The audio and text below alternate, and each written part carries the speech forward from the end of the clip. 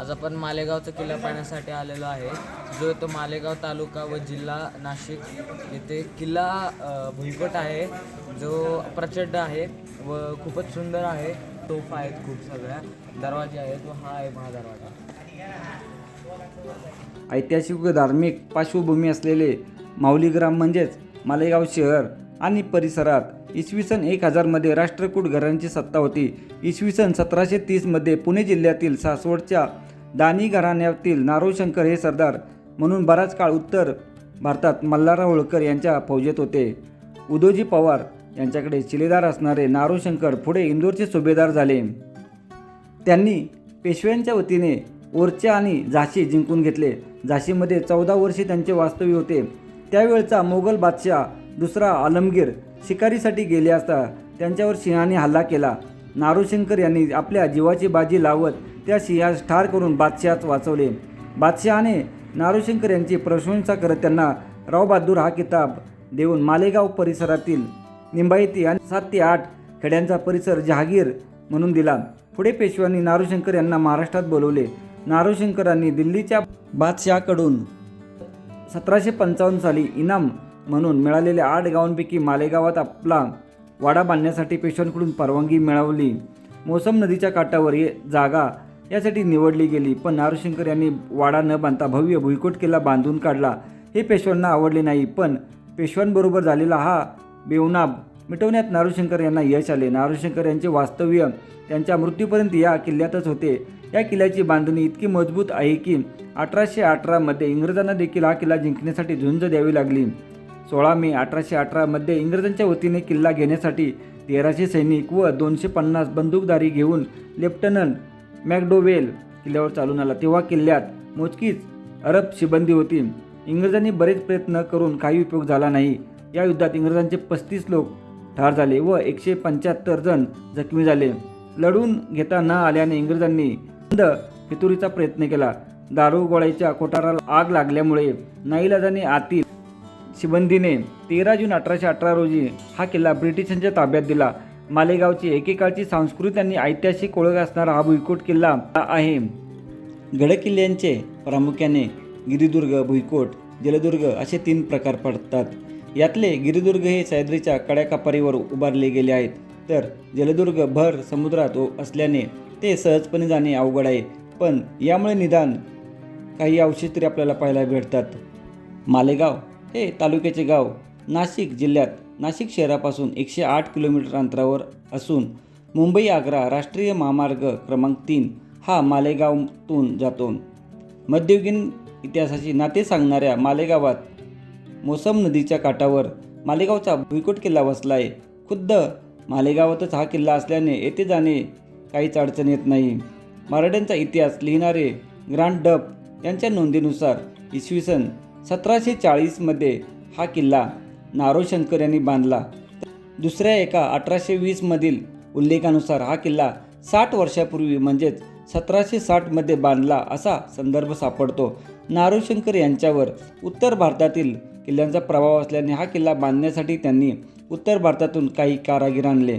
चौरस आकाराचा भक्कम दुहेरी तटबंदी असलेला हा किल्ला 5 एकरवर पसरलेला असून किल्ल्याच्या तटबंदीत एकूण 9 बुरुज आणि नदीकिनारी सुटावलेला 1 बुरुज अशी रचना आहे.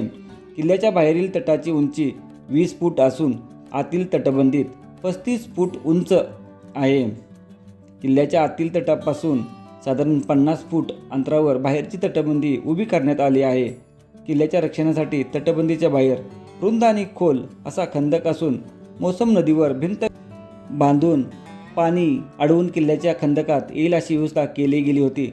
सध्या हा खंदक फक्त दरवाजाच्या बाजूने शिल्लक असून माती आणि कचऱ्याने भरत आहे. इतर बाजूने खंदक बुजवून त्यावर घरे बांधली गेली आहेत. सध्या बाहेरील तटबंदीतील किल्ल्याचा उत्तराभिमुख दरवाजा मोडकळीस आला असून तो खंदकावरील पुलाने किल्ल्याला जोडला गेला आहे. दरवाजातून आत शिरल्यावर समोरच किल्ल्याची ढासळलेली तटबंदी असून तेथे लोखंडी फाटक लावले आहे. येथून आपला किल्ल्यात प्रवेश होतो. मुख्य किल्ल्यात प्रवेश करण्यापूर्वी प्रथम उजवीकडून अथवा डावीकडून आतील आणि बाहेरील तटबंदीतून फेरी मारून किल्ल्याची भव्यता पाहता येते. यात घोड्याच्या पागा असल्याचे सांगितले. ते किल्ल्याच्या बाहेरील तटबंदीवर चढण्यासाठी कोपऱ्यात व दरवाजावर पायऱ्याची वाट आहे. बाहेरील तटबंदीत 3 ठिकाणी खंदकात उतरण्यासाठी दरवाजे दिसून येतात, पण ते आता बंद करण्यात आले आहेत.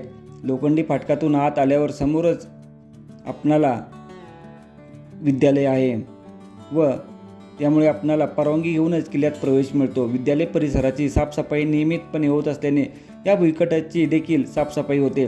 त्यामुळे किल्ल्याच्या वास्तूंपैकी बऱ्यापैकी व्यवस्थित आपणाला पाहायला भेटतात. किल्ल्याच्या कार्यालय बाहेरील भिंतीवर नारोशंकरांचे तैलचित्र लावण्यात आले आहे. शाळेच्या आवारात 1 लहान, 2 मध्यम व 2 मोठे अशा एकूण 5 तोफा पाहायला भेटतात. सुरुवातीला शाळेबाहेरून किल्ल्याचा तट व इमारत यामधील प्रशस्त वाटेने फेरवी मारून घ्यावी. शाळेच्या मागील बाजूस एक खोल विहीर आहे. विहिरीच्या बाजूस असणाऱ्या पायऱ्याने तटावर चढून तटबंदी, बुरुज, चर्या, भिंतीतील कोठारे, भिंतीच्या आत बांधलेले दगडी जिने हे सर्व पाहून पुन्हा प्रवेशद्वारापाशी यावे. प्रवेशद्वाराच्या डाव्या बाजूने पुढे जाताना तटबंदीत एक मोठे कोठार व त्या पुढे डाव्या हातास एक मोठी कमान दिसते. या कमानीतून आत आल्यावर समोरच रंगमहालाचा दिंडी दरवाजा असणारा पहिला लाकडी दरवाजा दिसतो. या रंगमहालात मोठ्या प्रमाणात नक्षीकाम केलेले पाहायला भेटते. येथे वरच्या मजल्यावर जाण्यासाठी दगडी पायऱ्या आहेत. हा मार्ग सध्या बंद करण्यात आला आहे. रंगमहालाच्या दुसऱ्या दरवाजाची केवळ नक्षीदार लाकडी चौकट शिल्लक असून या दरवाजावर मोठ्या प्रमाणावर कोरीकाम केलेले पाहायला भेटते. या दरवाजाच्या दोन्ही बाजूला वरील भागात नक्षीदार सज्जा असून सर्वात वरच्या बाजूला सुबक बांधणीचे 2 मनोरे आहेत व एक परिपूर्ण किल्ला पाहिल्याचे समाधान मिळते. या बुरुजावरून जर आपण पाहिलं तर मालेगाव शहर पूर्णतः पाहायला भेटत आहे.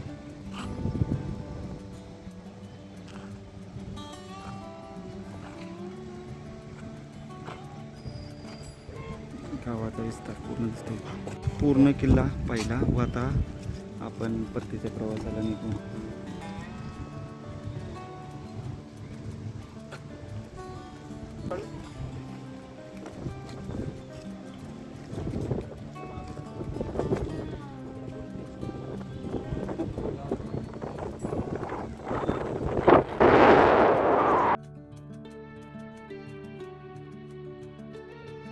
मालेगावचा भुईकोट किल्ला आता आपण पाहत आहे. किल्ल्यावर भरपूर पाण्यासाठी वास्तू आहेत, तटबंदी आहे किंवा त्याच्या बाजूला खंदक आहेत, परंतु आतमध्ये शाळा आहे, त्यामुळं आपल्याला या गडावर जास्त पाहता येत आहेत अवशेष. परिपूर्ण असा हा भुईकोट किल्ला आहे. जरूर या किल्ल्याला भेट दिली पाहिजेत. मालेगावचा हा जो किल्ला आहे याच्यावरचे जे मुख्य आकर्षण आहे त्या 2 भिंती ते पाहू शकतो. तिथपर्यंत जाण्यासाठी येत नाही तिथे. खूपच सुंदर आहे. या ठिकाणी 1, 2, 3, 4 आणि समोरच्या बाजूस 1 अशा 5 तोफ पाहायला भेटतात.